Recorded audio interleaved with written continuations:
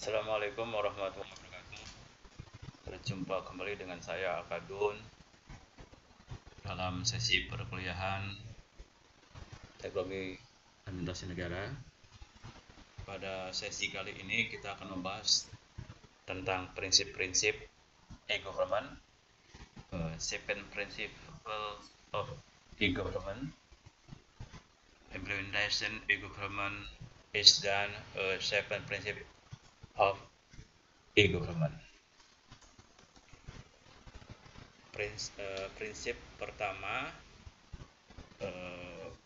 e-government is about transformation. Jadi pada dasarnya e-government itu bagaimana mentransformasikan,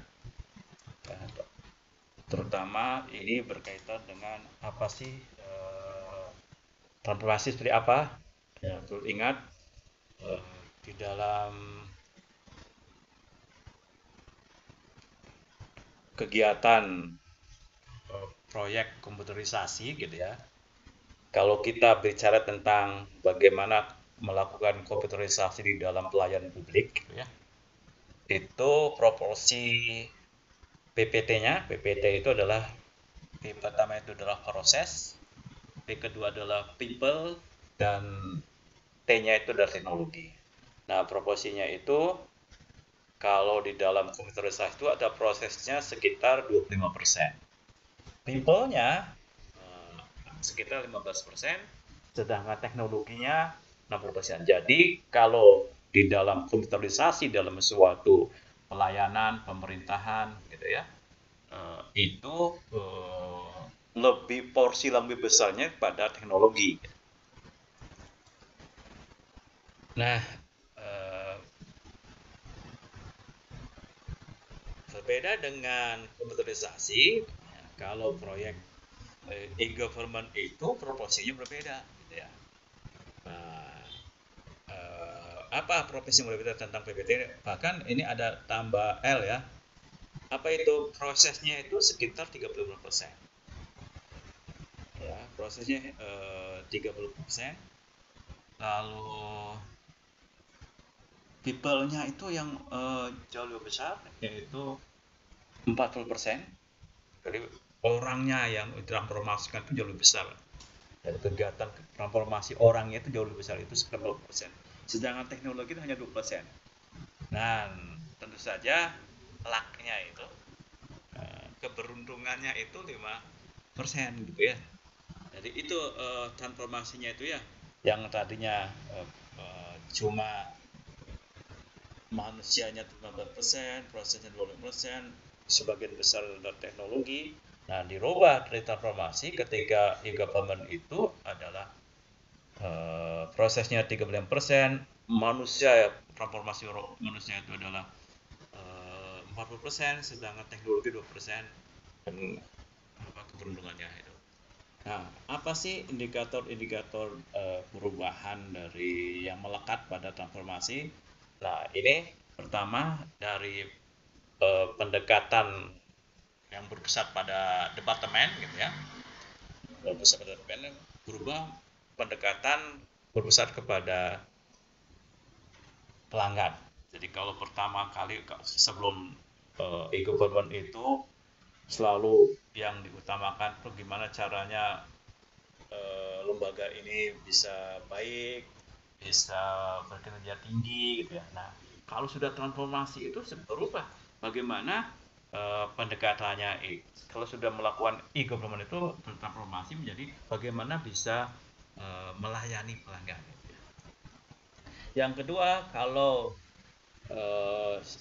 sebelum e-government itu atau komputerisasi itu orientasinya ke proses, maka sesudah e-government itu orientasinya kepada pelayanan.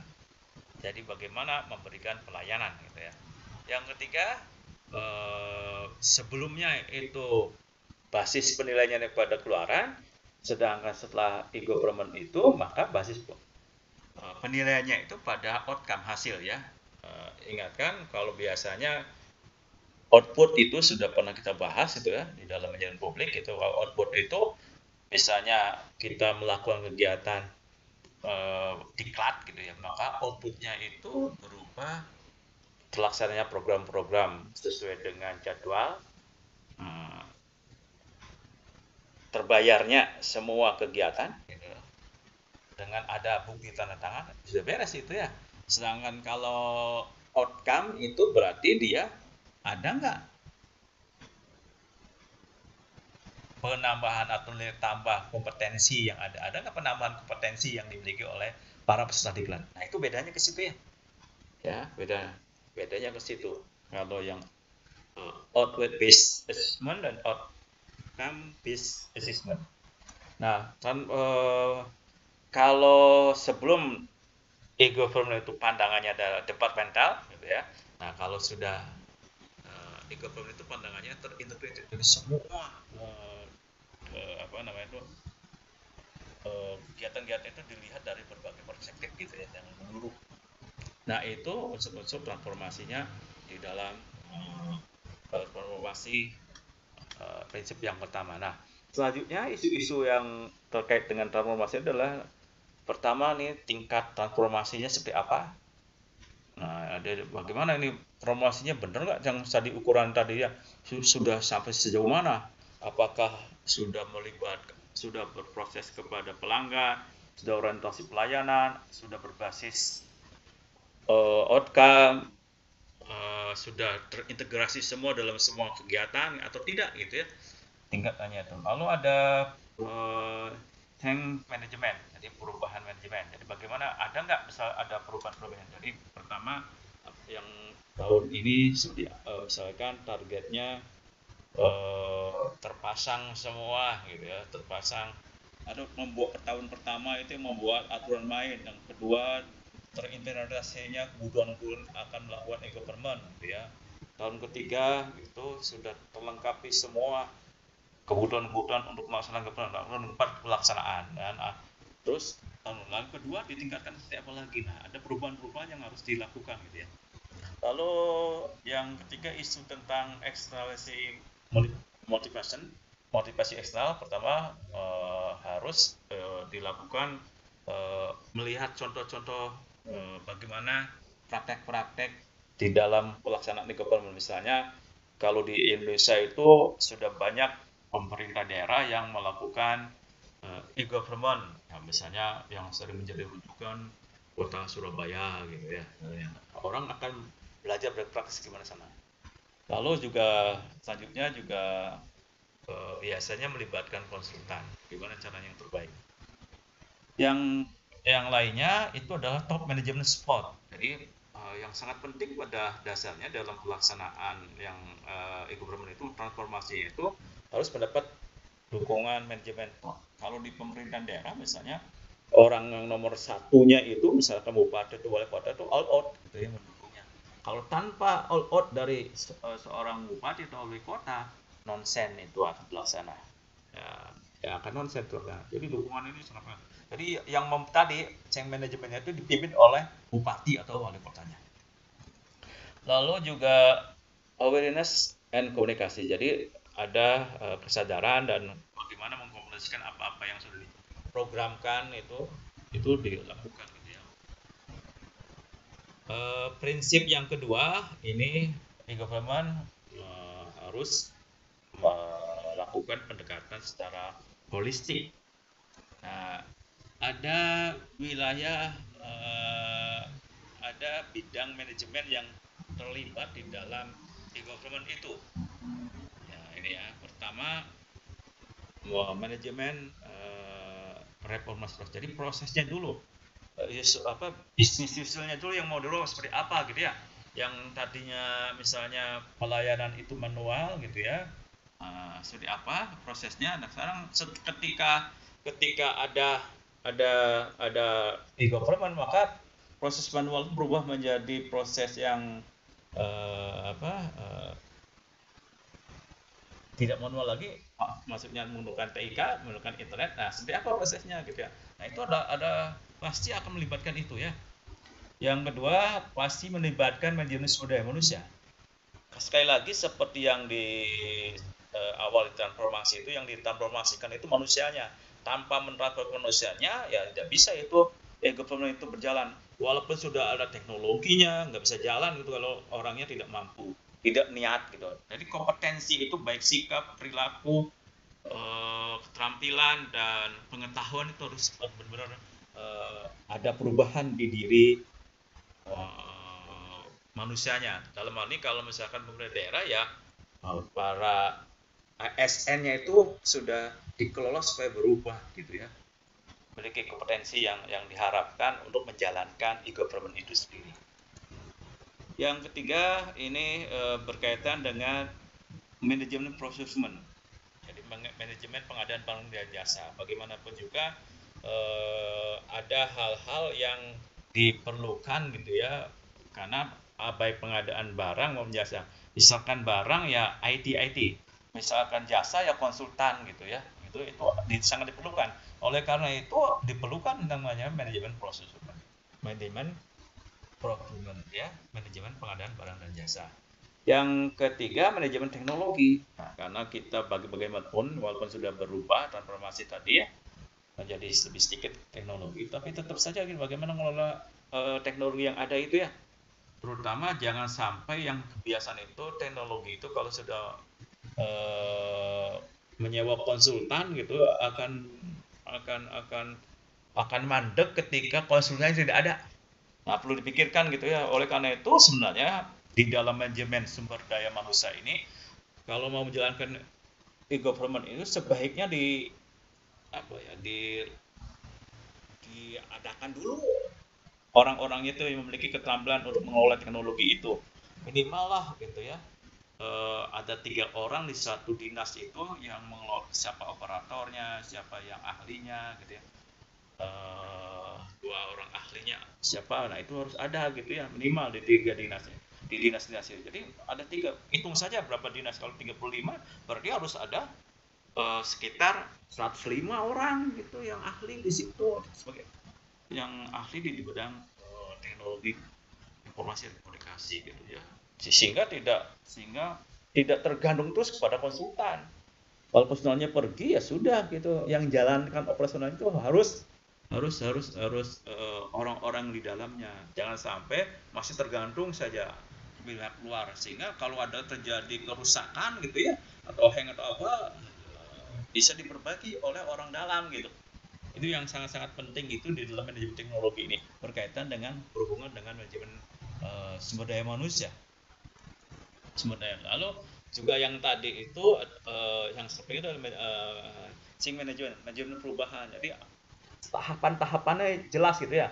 Tadi makanya misalkan tahapan yang jelas itu tadi pembuatan peraturan perundangan dulu sebagai dasar pijakan, termasuk juga masuk ke dalam rencana pembangunan jangka menengah atau jangka panjang gitu ya, sudah dimasukkan ke situ ya, rencana jangka pendek. Lalu bagaimana melakukan inventarisasi gitu ya, melakukan apalagi gitu ya, melakukan implementasi CM, teknologi, lalu bagaimana tahap persiapannya, bagaimana tahap pelaksanaannya, bagaimana pengawasannya, bagaimana kelanjutannya gitu. Nah itu sudah dibahas itu di change management itu ya. Nah itu melibatkan itu berarti ya. Nah, yang sangat-sangat penting. Dan sangat penting adalah manajemen program. Nah, program-programnya jelas dia dilakukannya. Ingatkan ada kebijakan, lalu kebijakan itu biasanya dibikin program itu ada kegiatan. Kegiatan seperti manajemen program seperti itu harus bisa. Dan yang sangat penting lagi, yang tengahnya ada manajemen knowledge management, jadi manajemen pengetahuan. Semuanya yang 6 tadi diatur menjadi manajemen pengetahuan. Apa kira-kira kebutuhan apa yang pengetahuan apa ya, kompetensi apa yang dibutuhkan di masing-masing tadi manajemen tadi itu ya harus diketahui di dalam melaksanakan kegiatan-kegiatan e-government tadi. Nah, itulah 7 bidang manajemen yang harus dikuasai ketika kita mau melaksanakan e-government. Ada 4 pilar ya yang berkaitan dengan e-government. Nah, itu ada 4 pilar ya. Apa pilar pertama? People, tentu saja orang-orangnya sangat penting. Yang ketiga proses kerja, bisnis seperti apa. Yang ketiga teknologi. Yang keempat resources. Jadi ada resourcesnya ya. resources berarti sumber daya. Sumber daya itu kan sebenarnya terutama nih sumber daya berkaitan dengan sumber daya buatan ya. Bagaimana ada 6C model implementasi? Ada bagaimana model implementasi pertama yang sangat penting itu C yang pertama itu adalah konten. Nah, apa sih konten dari e-government itu? Lalu capacity, apa sih kapasitas yang harus dimiliki ya oleh orang-orang yang atau pelaku e-government itu ya. Yang ketiga connectivity. Nah, bagaimana connectivity terutama di internetnya ya, apakah semua sudah terhubung tidak? Ya, yang sangat penting itu jangan sampai yang namanya e-government itu masih terkotak-kotak. Itu mah bukan kalau terkotak-kotak di dinas A website sendiri tidak terkait dengan yang lain, di dinas B beda lagi, dinas C beda lagi gitu ya, masing-masing bergerak sendiri. Itu bukan e-government tapi komputerisasi kalau gitu ya. Kapital, bagaimanapun juga butuh modal ya, baik modal sosial maupun modal modal kompetensi ya, modal money juga ya sebenarnya ya. Pasti butuh modal karena ini misalkan tadi bayar membeli teknologinya, komputernya, beli programnya, ngangkat tenaganya, menggaji tenaganya kan gitu, tenaga yang ahlinya gitu ya. Itu juga butuh tambahan gitu, meningkatkan kapasitinya orang-orang yang ada gitu ya, itu juga butuh modal, termasuk ke modal sosial, kepercayaan dari masyarakat dan kepercayaan dari seluruh ASN yang ada di situ, seluruh pejabat yang ada di situ itu modal juga gitu ya, dibutuhkan di dalam implementasi e-government itu. Lalu juga citizen interface, jalinan dengan warga negara, bagaimanapun juga e-government itu harus disosialisasikan pada warga negara, karena e-government itu dalam bentuk apapun pelayanan itu yang namanya warga itu harus aktif, harus berpartisipasi. Kalau tanpa partisipasi masyarakat nggak akan bisa, ya nggak akan bisa gitu ya. Kalau nggak ada partisipasi masyarakat berarti manual kembali nantinya. Lalu juga ada cyber law. Nah, jadi kalau cyber law ini penegakan hukum bagaimana sih ngaturnya gitu, bagaimana menegakkan kalau terjadi penyimpangan gitu ya. Nah, 6C ini sangat diperlukan di dalam model implementasi e-government. Sekali lagi ada konten, ada capacity, ada connectivity, ada capital, ada citizen interface dan cyber law. Apa yang diperlukan sih dasarnya ini yang diperlukan, jadi paling awal itu apa dan terakhir itu apa ya. Nah, jadi bagaimanapun juga infrastruktur diperlukan, backend sistem dan BPR diperlukan, apa sistem apa, proses seperti apa, infrastruktur tadi apa saja diperlukan, orang juga diperlukan meningkatkan kapasitasnya, dan inilah yang paling dasar. Jadi tadi tetap ya PPT tadi sebenarnya people, proses, teknologi gitu. Nah, akhirnya kan itu termasuk juga nanti harus ada semuanya itu pusat pelayanan, misalkan pusat pelayanannya seperti di Kabupaten Sleman itu pusat pelayanannya ada di Kominfo gitu ya, di Kominfo, dan sana pusat pelayanan semuanya terhubung dengan yang lainnya gitu ya. Nah, tentu saja ini harus ada internet ya, tadi teknologi infrastrukturnya itu. Nah, ini bisa bolak-balik kayaknya ya. Nah, isu-isu yang perlu diadopsi dalam pendekatan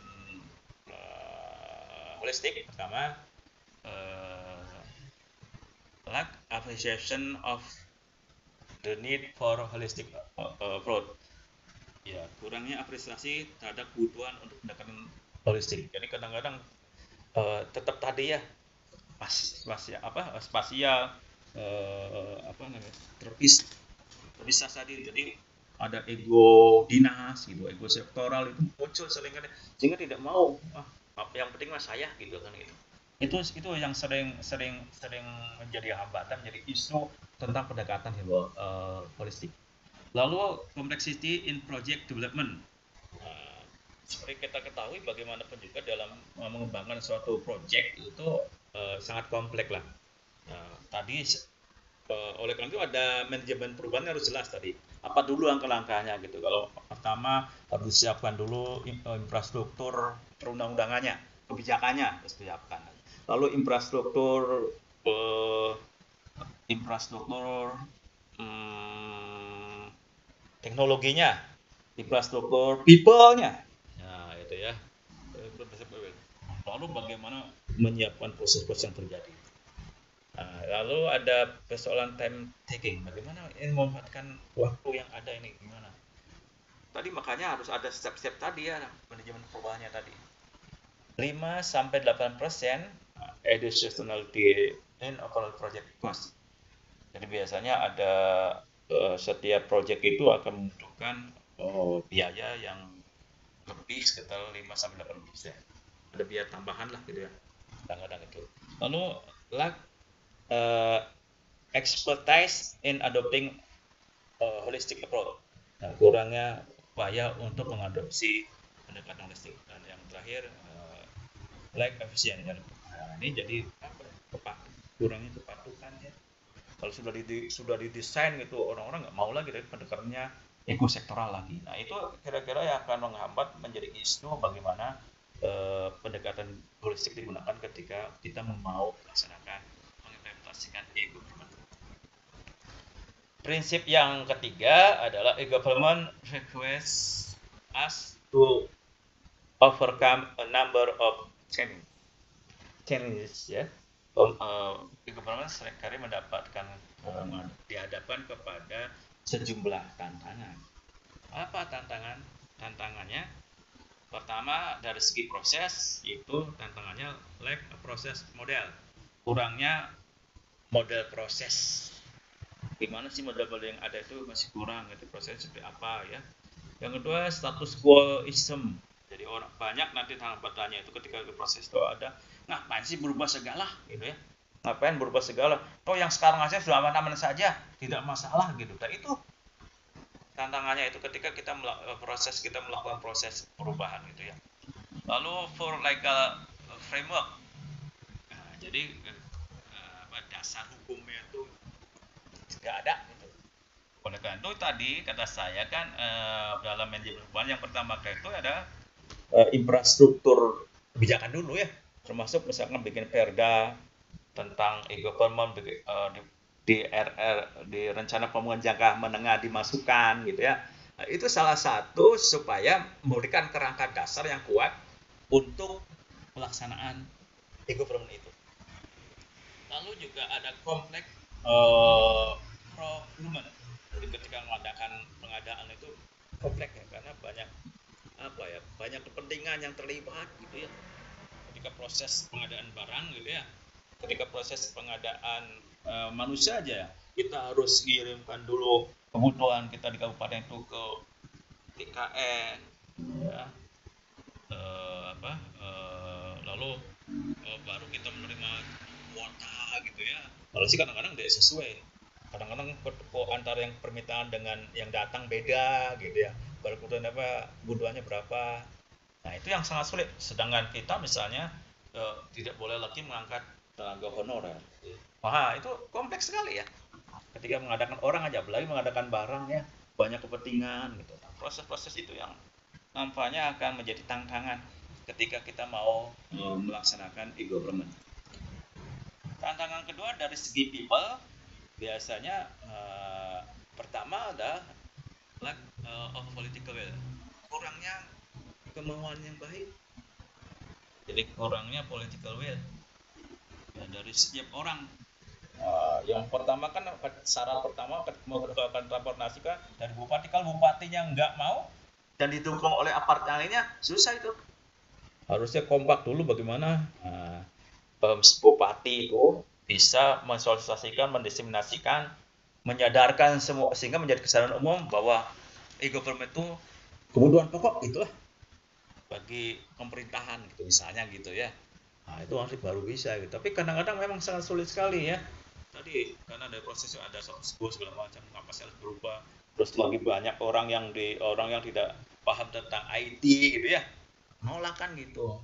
Kalau tidak paham tentang itu apa yang harus saya lakukan gitu ya, merasa merasa apa ya, merasa terbebani gitu. Official apati, apati jadi apatis banyak pegawai yang apatis. Tadi karena merasa kalau ada perubahan, jangan-jangan saya juga ditendang gitu. Shortage of champion. Jadi nggak ada jiwa untuk jadi juara gitu. Lack of skill in government. Kurangnya keterampilan yang ada di pemerintahan. Dan yang ketiga berkaitan dengan teknologi, misalnya like arsitektur, like standar, komunikasi infrastruktur, hardware cloud. Nah itu sering sekali inilah ya dari standar yang kadang-kadang berubah terus ya, pengadaan barang itu setahun ya di pemerintahan itu misalnya ya, tapi kenyataannya teknologi kan berkembang sangat cepat sehingga standarnya itu seharusnya berubah, ini uang baru keluar kan itu. Lalu juga infrastruktur komunikasi yang miskin di mana-mana nggak ada gitu ya, lalu bahwa yang namanya government ya sudah berarti pengadaan barang komputer gitu, itu juga sangat-sangat menjadi tantangan ya. Lalu berkaitan dengan resources itu pertama budget. Wah, ini soal jadi tantangan terbesar ya. Ya. Kenapa? Tantangan ya biasanya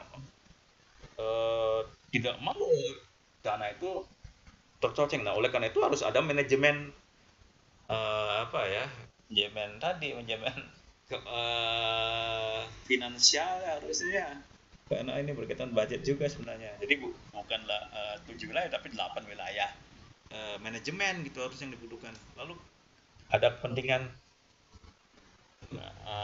tadi ketika pengadaan barang ada pihak sektor pihak sektor dengan beberapa pihak itu sering memiliki kepentingan masing-masing gitu ya. Lalu lack project management skill, jadi kekurangan kompetensi di dalam manajemen program project itu masih kurang. Nah ini saya kira yang menjadi tantangan ketika kita mau melakukan e-government. Lalu yang prinsip yang keempat adalah e-government needs a systematic approach through IJRM. Nah, ini ya. Jadi pendekatan sistematik melalui IJRM.